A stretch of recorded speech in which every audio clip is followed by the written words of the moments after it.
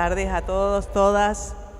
Un placer poder estar acá con Silvia en la presentación de su libro Pedagogía de la Interrupción. Lo hablaba con Silvia antes de ingresar. Nosotros desde la formación docente hemos trabajado mucho de sus textos, de sus obras. Hemos realizado múltiples experiencias. Directivos, compañeros docentes nos han contado también sus experiencias en torno a pensar dispositivos de trabajo. Son textos que nos ayudan siempre a pensar nuestras prácticas y a corrernos de esos lugares habituales de diseño de experiencias. El libro que presentamos es un libro que, al decir de la autora, es un libro de intimidades públicas, que no se confunden con los secretos que guardamos pudorosamente, dice el texto, sino más bien con aquellas... pone de manifiesto la politicidad de la experiencia social. Los efectos que el lenguaje, sobre todo el lenguaje educativo y el lenguaje escolar, tienen en la práctica docente. Y si bien Silvia dice en su libro que no es un texto de pedagogía, específicamente hablando, sí es un texto que nos ayuda a cuestionar la racionalidad pedagógica. Es decir, cómo la teoría de la educación, la gran teoría de la educación, ha pensado sus problemas, cómo piensa sus problemas, cómo los formula, cómo piensa sus desafíos, cómo piensa los cambios. Y en esto creo que la pedagogía de la interrupción es un texto que nos da esa herramienta, ¿no? Inicialmente metodológica para poder cuestionar esa racionalidad pedagógica y generar los cambios que hoy tenemos en educación o necesitamos en educación. Lo que yo había pensado en este inicio es que a lo largo de la historia hemos sido sacudidos notablemente por interrupciones. Recientemente hemos transitado 2 años de una interrupción muy larga que en educación ha dejado múltiples huellas. Y mi pregunta, Silvia, era ¿por qué es tan importante hacer énfasis en lo que interrumpe hoy? ¿Por qué buscarlo? ¿Por qué esperarlo? Bueno, hola a todos y a todas. Les quiero primero contar un poco cuál es la historia de este libro, que está en relación con lo que ella me pregunta. Y confesarles en este lugar tan grande cuál fue, con qué me choqué yo. Porque primero la interrupción es un choque con algo que no esperamos, con algo que nos desacomoda. Y nos desacomoda mal, porque nadie quiere desacomodarse. Entonces les quiero contar cuál fue mi experiencia personal también y la de mis compañeros, compañeras, pero en este caso la mía, que dio origen a este libro. En un momento yo empecé a encontrarme que había un montón de textos que había escrito en relación con esta idea que después les voy a contar un poco más, pero que no me gustaban. No me gustaba nada lo que había escrito. Quería romper todo. Me parecía que era un lenguaje academicista todavía, que había mucha retórica, que había una idea, que era la idea de la interrupción, que ahora les voy a contar, pero que había un modo de enunciación del que yo quería salir definitivamente. Y resulta que una vez me encuentro con un amigo a esta altura que estaba presentando un libro de Agustín Valle, un compañero del equipo. Y yo sentía que en cada palabra que él decía había un grado de sensibilidad y al mismo tiempo una idea. Esa cosa de juntar el afecto con el concepto y de que la lengua esté tocando algo de lo real, y lo real es moviente. Entonces lo llamo y le digo, Santiago se llama, le digo, Santi, yo quiero que me ayudes a empezar todo de nuevo, a tomar algo de lo que están estos textos que te voy a mandar, pero reventarlos y encontrarle la carne de la lengua. Y fueron los 7 meses más hermosos que yo recuerdo, y me daba con un caño, Santiago, en este tiempo. Pues yo iba a la casa de él, que es un obsesivo, una vez cada 15 días, 2 horas trabajando sin sacar la vista de la computadora, él marcando con amarillo, celeste, verde, que eran los colores de lo que no funcionaba. Discutíamos un montón, hasta el último día en que yo presento esto en la editorial. Le digo, basta, Santi, basta de los amarillos, verdes. Pero fue hermoso porque por primera vez me sentí... No, por primera vez no, miento. Ahí me viene Ignacio Leucovitz y Cristina Coria. Pero me sentí de nuevo un aprendiz. Y yo creo que es el punto clave para la escuela o como para cualquier práctica. Que por eso digo, la interrupción primero es un choque y después es una tentativa en pos de instaurar alguna cosa que no sabemos. Entonces, les cuento esto porque me parece que hay algo fundamental que yo creo que la academia, de la que de alguna manera formo parte porque trabajo en Flaxo, no tiene, es que siempre está escribiendo sobre otros, otras. Siempre está escribiendo desde un lugar muy cómodo. No se sacude sus entrañas, sus categorías, sus clasificaciones, su lenguaje. Y lo que nosotros queremos y lo que yo quiero en particular a esta altura de mi vida es sacudir toda la resaca academicista y también ideologicista, porque una cosa es la política y otra cosa es el ideologicismo, que reivindica ciertas banderas, pero que en ningún momento se pregunta de nuevo qué decimos cuando decimos lo que decimos. ¿Qué significa hablar? ¿Qué significa hablar?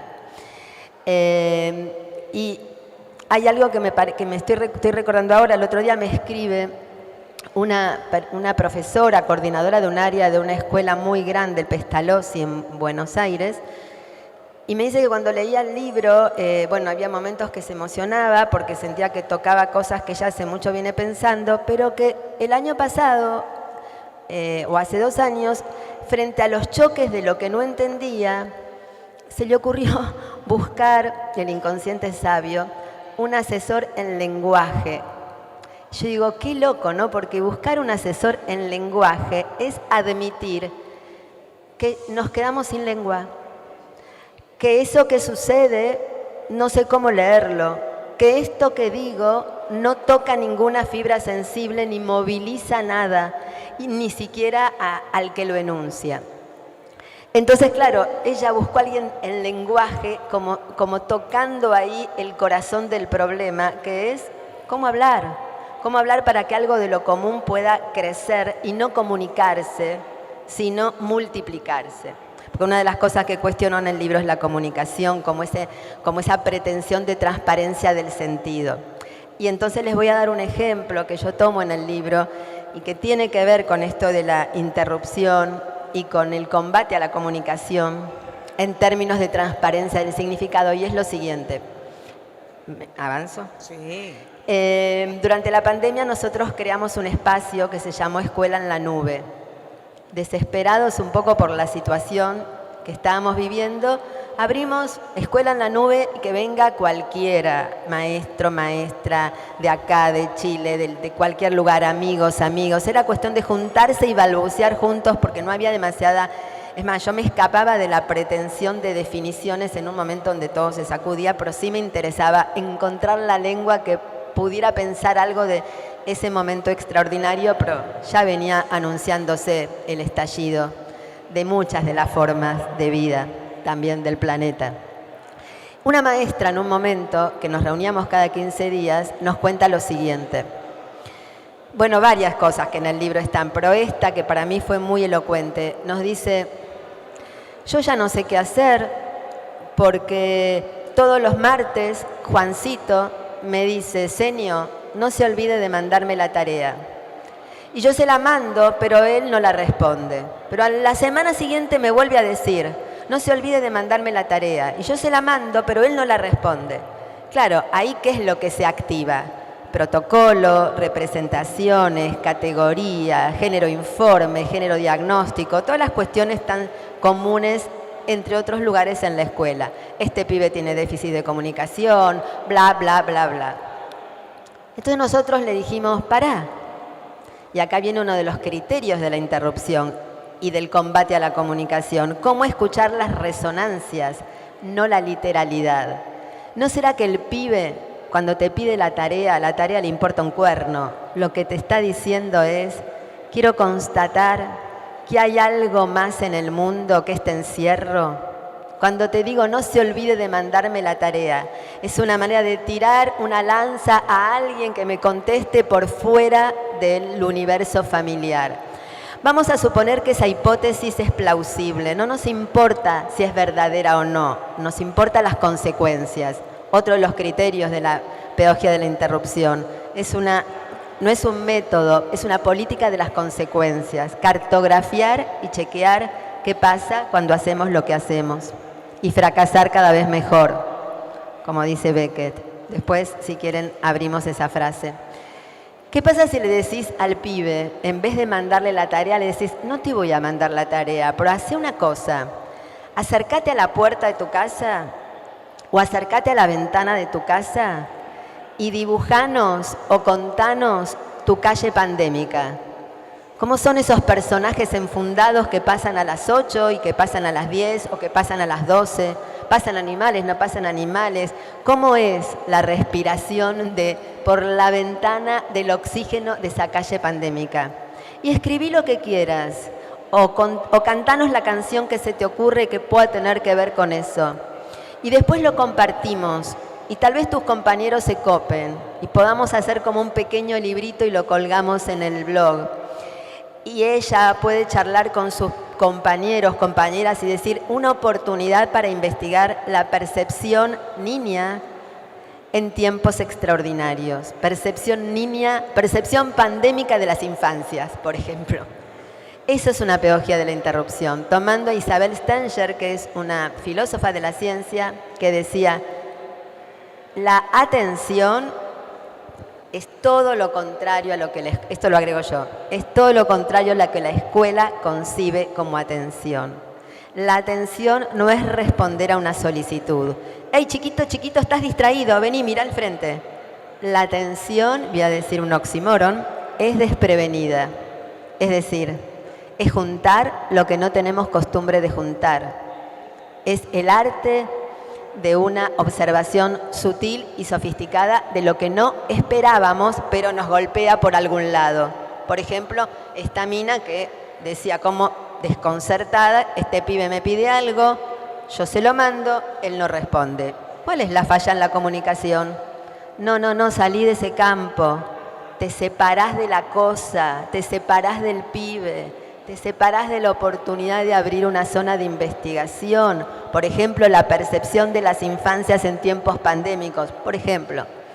Entonces, esa es un poco la idea. El choque, el desconcierto, el estado de investigación y la tentativa.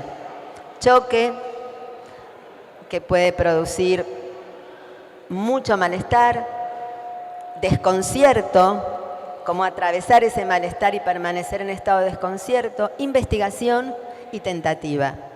Esto es político y es colectivo. No se puede en soledad. Colectivo no significa somos muchos, no significa 20.000, no significa comunidad educativa, no significa gremio, no significa partido político.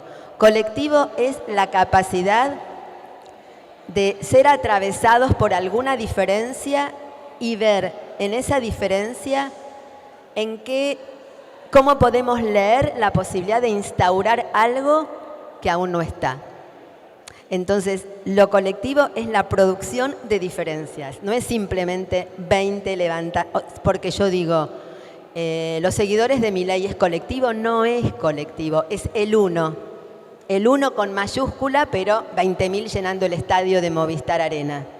Lo colectivo no es muchos en términos de cantidad, es la capacidad de dejarnos tomar por las incomodidades y ver cómo pensamos la proliferación de diferencias que afecten las vidas públicas, que afecten la cualidad común de las vidas. Y un poco el libro intenta todo el tiempo mostrar cómo nosotros nos topamos con cosas que nos incomodan, igual que a maestros y a maestras, y juntas tratamos de entrar en un estado de experimentación y de probar tentativas, para luego chequear consecuencias. Básicamente es eso. Sí.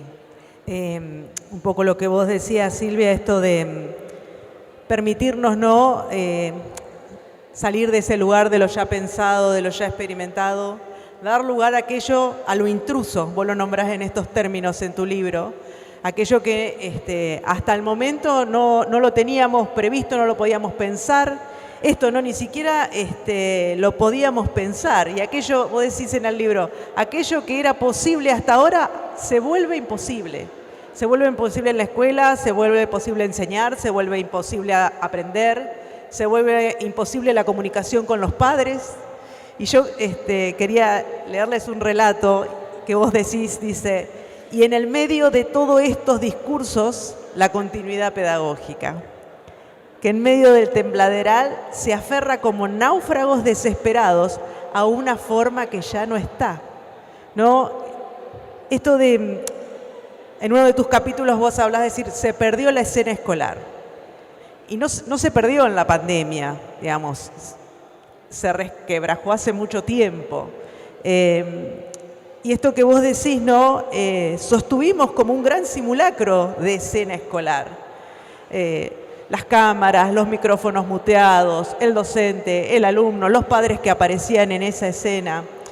Esta comunicación que evidentemente no estaba, pero que la pudimos sostener como una especie de ficción y embarcados en estos discursos de continuidad pedagógica. Y a mí en esto, lo que estamos en la gestión o lo que estuvimos en la gestión, también lo pensamos desde algún lugar.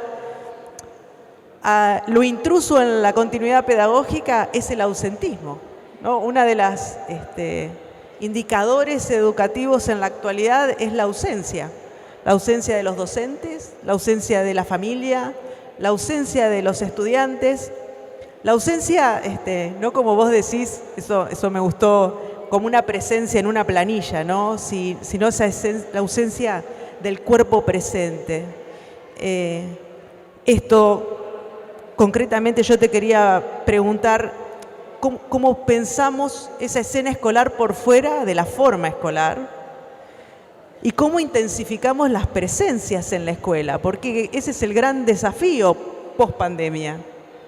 Recién conversamos algo que para mí es una hipótesis, pero yo creo que este es un momento para formularnos buenos problemas. Deleuze decía que cada problema tiene la solución que se merece su formulación. Si yo formulo el problema en términos de déficit, voy a ir a buscar rápidamente algo que lo repare. El problema es la formulación. Entonces hablábamos y yo le digo, mira, yo tengo esta sensación.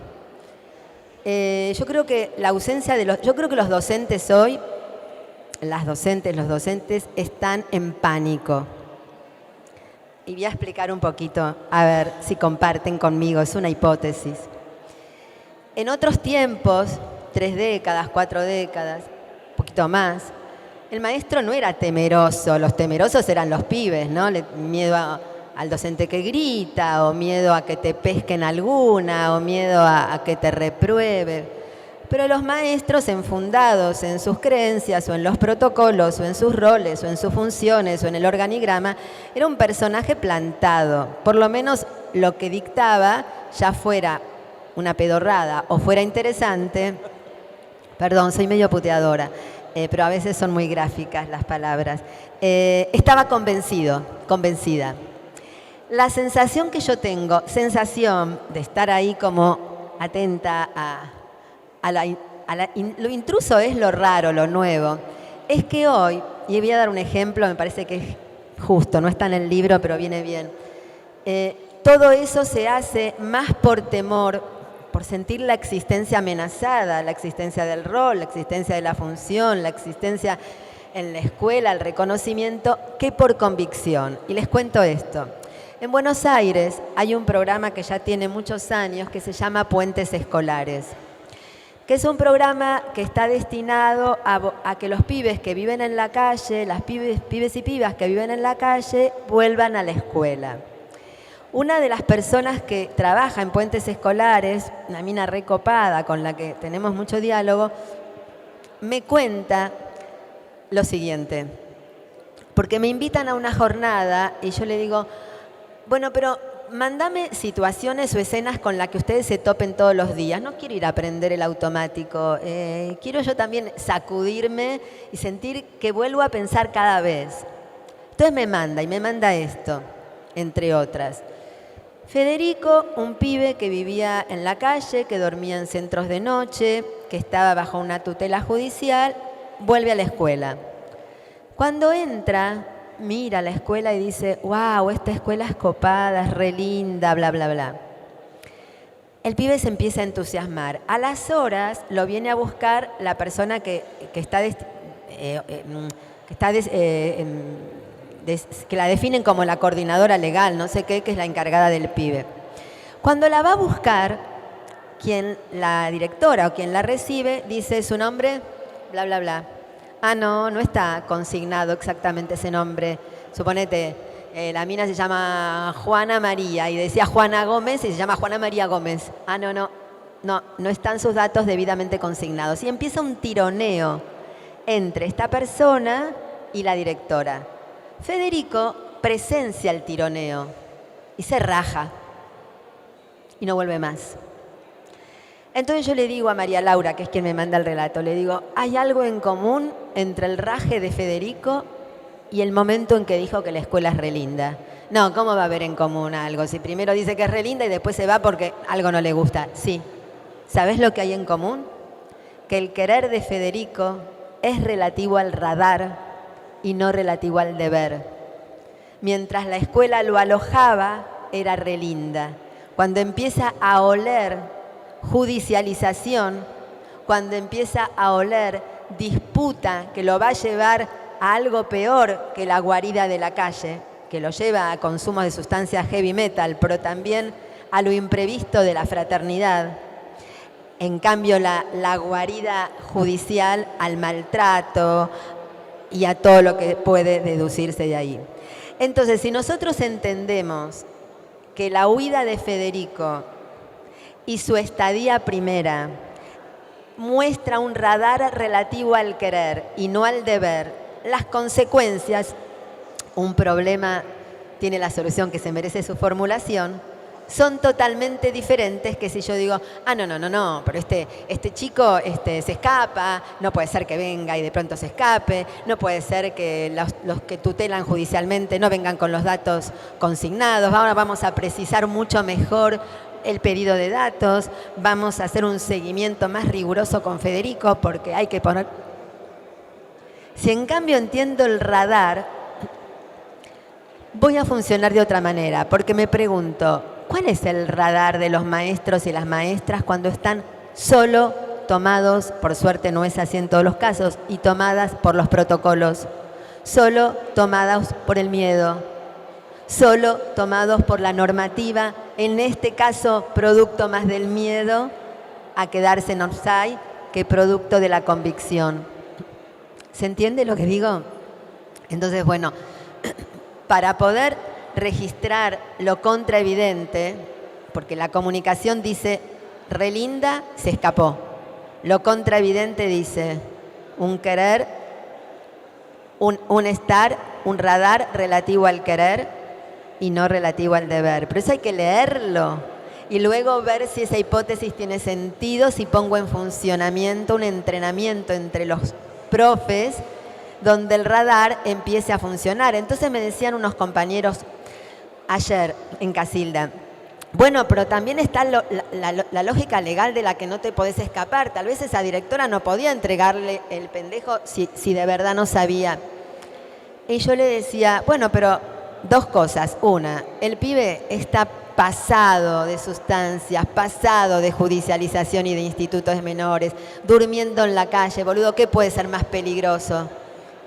Y si suponete que tenés temor a lo legal, acompañá a la señora que lo viene a buscar con el pibe para ver si efectivamente es la persona que corresponde que lo venga a buscar. Pero hay algo de la del radar que te dice, yo tengo que cuidar a este pibe, que se puede escapar en cualquier momento y por ahora estaba bien. ¿Se entiende? Entonces, esto es una política de la percepción, una política de la escucha y una política de la interrupción. Interrumpir automatismos, interrumpir repertorios, protocolos, cuando ya no alojan, no conectan y no instauran nada nuevo en el orden de la experiencia de estar juntos, que siempre va a ser una experiencia tensionante, pero en la tensión hay algo de la relación que está viva. En cambio, en el protocolo no hay relación. La relación es con la norma, pero no con ese ser que muta todo el tiempo. Bueno, eso. Yo pensaba en esta relación con la norma que vos planteás, nosotros docentes atravesados por la racionalidad pedagógica. Pensaba en esto, Silvia, de cómo pensamos nuestro lugar en la escuela, ¿no? Cómo volver a pensar esa relación entre escuela y educación. Vos decís, la escuela se disipa cuando la representación la atrapa. Y no pones a la escuela en un lugar de crítica, ¿no? Eso lo hablábamos también antes. Sino que al contrario, vos señalás este lugar, si bien podemos cuestionarla, podemos pensarla, pero sigue siendo un lugar de encuentro, un lugar en donde es necesario poder generar relaciones en base al deseo, vos decís, ¿no? No en relación solamente a la función que cumplimos, sino al deseo de alojar al otro, de dar lugar al otro. Sí. Perdón que te interrumpa, porque yo últimamente me escapo de cualquier idealización. Por eso voto a Massa. Me escapo de cualquier escenario idílico y de esa cosa de plenitud. No, chicos, no. Y no quiero pensar a la escuela de esa manera. Quiero contarles una anécdota que viene a cuento de lo que comentás. Yo tengo 3 nietos. A mi hija la tuve a los 14, ¿eh? Cada vez me bajo más la edad, porque tiene 3 nietos, ¿qué edad tiene? Y mi hija es dramaturga y en un momento me dice, ¿puedes ir a buscar a los chicos un sábado a la escuela? Porque hacían un locrazo lo llamaban. Ok, voy el sábado a la escuela, imagínense que la escuela es algo muy viejo en la historia, digamos, relativamente viejo en la historia, y para el que está en educación, mucho más. Y yo, si no me encuentro con algo que me es extraño, no solo me aburro como los chicos, sino que quiero dedicarme a vender flores en el puerto. No puedo. Voy a buscar a los pibes. Llego a la escuela, en la puerta había un montón de chicos jugando al fútbol. Ahora se van a dar cuenta por qué dije esto. Y bueno, yo haciendo piruetas para pasar, porque obvio que ellos no van a dejar de jugar al fútbol porque alguien entra.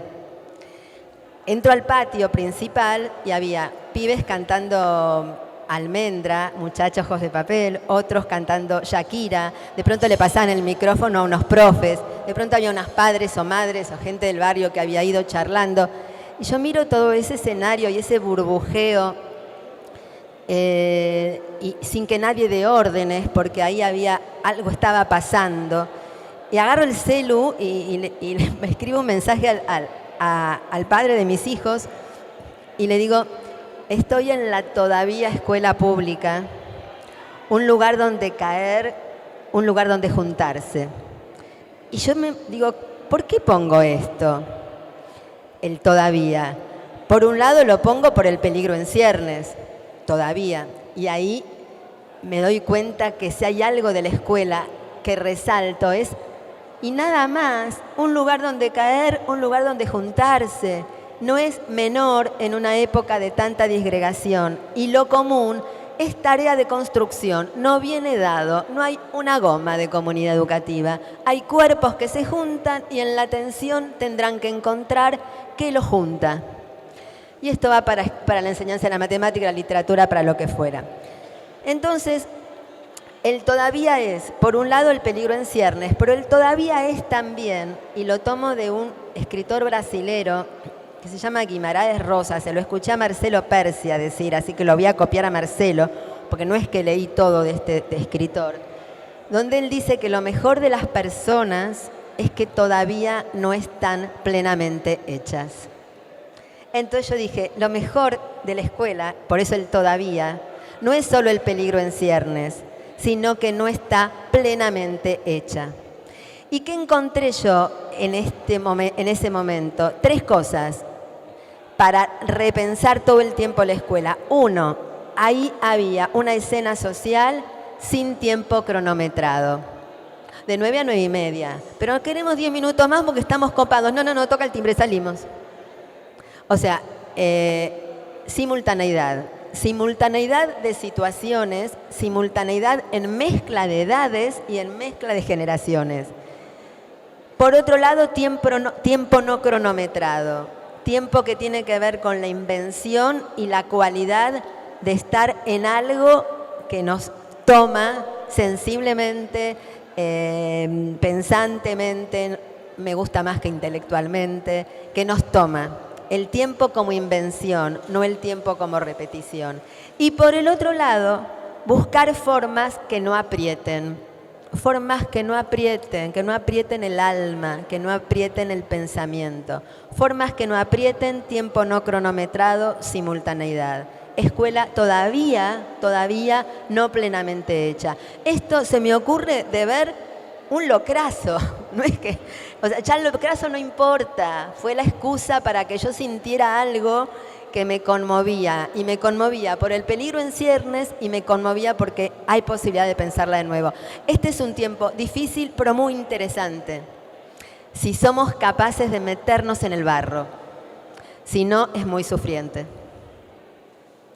Bueno, va eso. por ahí. Esta complejidad de la escuela que vos hablás y decís está atravesada por 3 grandes lenguajes lo que sucede en la escuela. El lenguaje estatal, vinculado a la transmisión cultural y a la construcción del lazo solidario, del lazo social.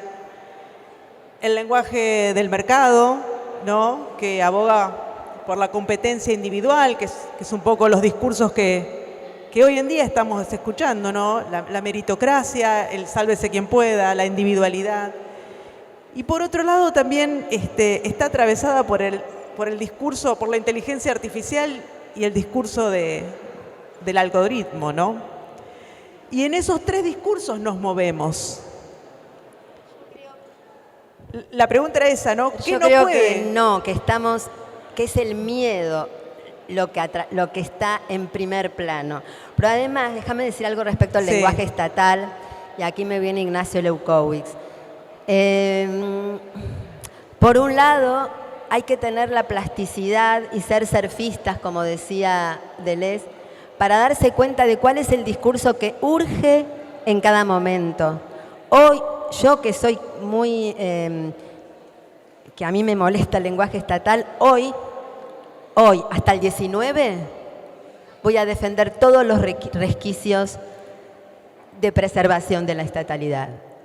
Y después del 19, vamos a volver a cuestionar mucho de todo eso y a pelear lo que sabemos que no va a estar resuelto.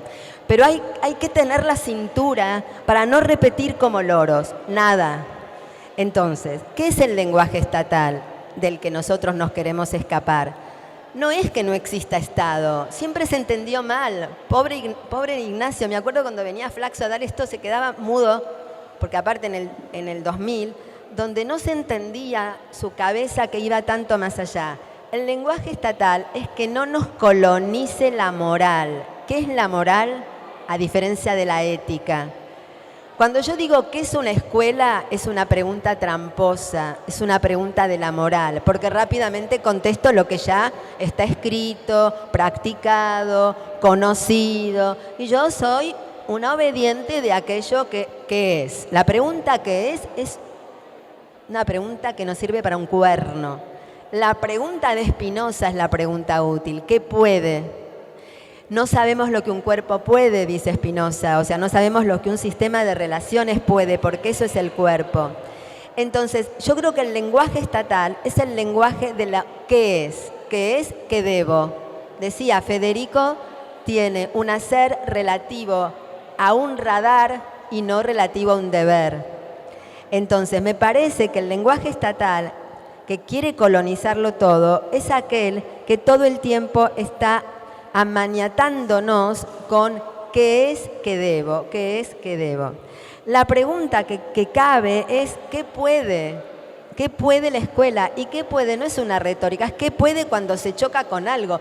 Si no me choco con una imposibilidad, si no me choco con algo que se descalabra, que descalabra el sentido, si no me choco con algo que desordena una lógica, la pregunta no sobreviene y la investigación tampoco. La investigación no puede ser motivo de paper y de financiamiento nada más.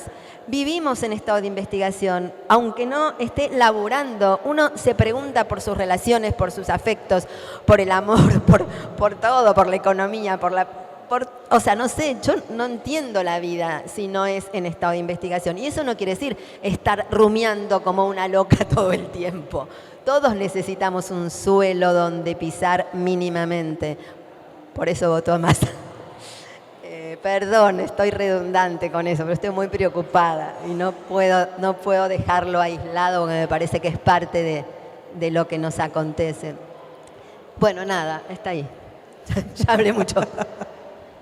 Sí. Pero el lenguaje estatal es eso, no Sí. es la ausencia del Estado, es no ser colonizados por una moral. ¿Qué es la moral? Lo trascendente. Una fuerza que nos dice, llámese Estado, partido político, iglesia, sindicato, que nos dice cómo es, cómo debe ser. Cómo es, cómo debe ser.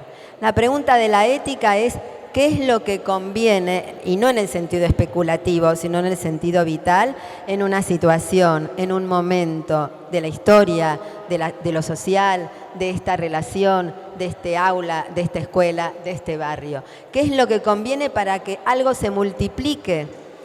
Hay un ejemplo que da Spinoza que es muy grosso, que él dice, lo repito mucho, pero me parece que es muy gráfico.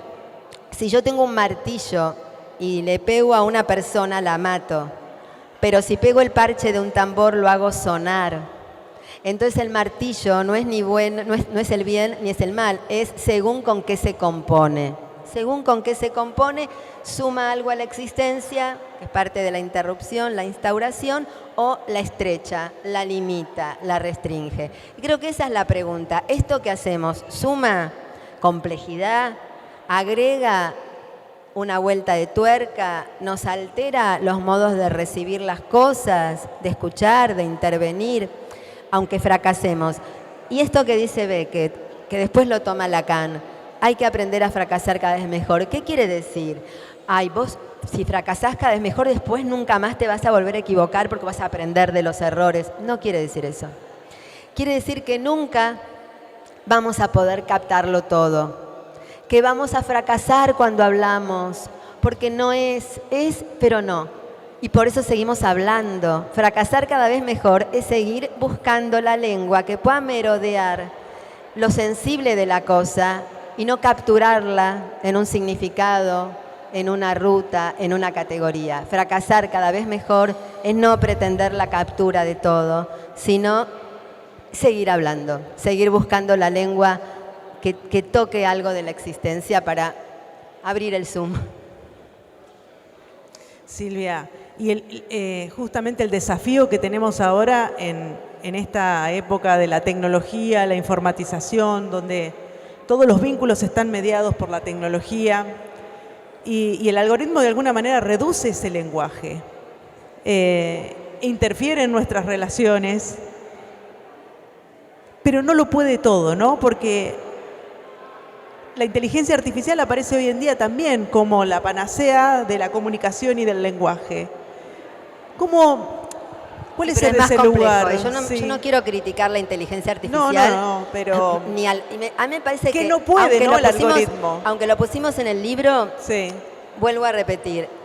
El libro fue escrito, bueno, fue publicado ahora, pero cuando metemos lo del algoritmo no puede, es simplemente para mostrar que la pregunta no es por los peligros que hay que conjurar afuera, sino que la pregunta es ¿qué podemos? ¿Qué podemos? Y cuando yo muestro que el algoritmo no puede capturar cierta complejidad, mi amigo Pablo Rodríguez me dice, pero pará, que no sabemos el año que viene si podrá. Entonces, mi provocación es para decir, la pregunta te tiene que volver. Hay una dimensión sensible de la especie humana que es muy poderosa, pero que también el miedo la puede empanicar y hacerla restringida.